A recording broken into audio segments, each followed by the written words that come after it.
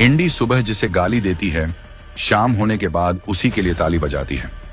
2013 में जिन बी सुदर्शन रेड्डी पर गोवा के लोकायुक्त होने के कारण कांग्रेस ने कभी पपेट और जी हुजूरी करने का आरोप लगाया था, बॉम्बे हाईकोर्ट तक में उनके खिलाफ अर्जी लगाई। 2025 आते आते वही बी सुदर्शन रेड्डी को कांग्रेस और उसकी घमंडिया मंडली ने अपना उपराष्ट्रपति उम्मीदवार बना लिया है। सोचिए ये हृदय परिवर्तन कैसे हुआ? आखिर कौन सी वफादारी का इनाम दिया जा रहा है? ये तो कांग्रेस आपको नहीं बताएगी, लेकिन हम जरूर बताएंगे।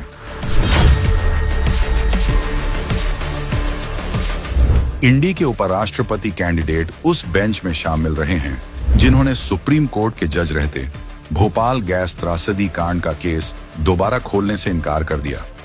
आरोपों के मुताबिक इस केस में राजीव गांधी सरकार पर मुख्य आरोपी एंडरसन को देश से भगाने के आरोप लगे थे।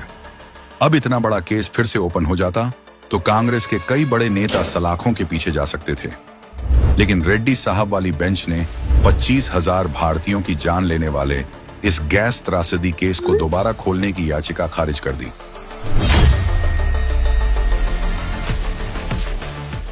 इंडी के मुताबिक उसे देश का उपराष्ट्रपति बनना चाहिए।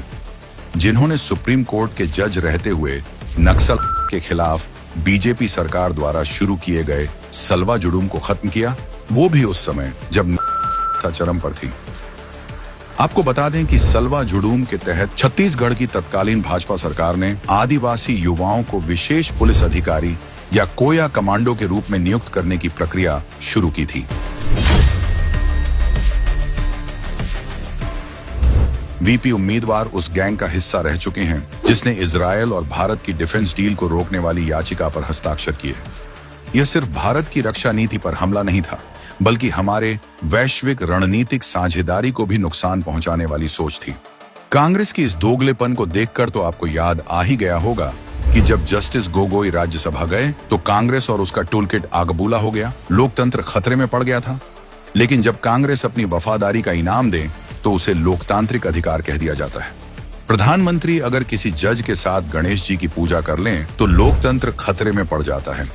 लेकिन जब विपक्ष एक पूर्व जस्टिस को उम्मीदवार बनाए तो सोच लीजिए उम्मीदवार ने अपनी काम के दौरान कितनी वफादारी निभाई होगी।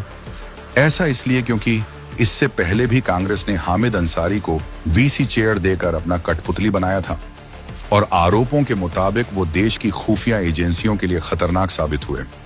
असल सवाल यह नहीं कि उपराष्ट्रपति कौन बनेगा, असल सवाल यह है कि क्या भारत की सर्वोच्च कुर्सियां देशभक्ति और राष्ट्रीय संकल्प का प्रतीक होंगी या कांग्रेस की सौदेबाजी और वफादारी का इनाम।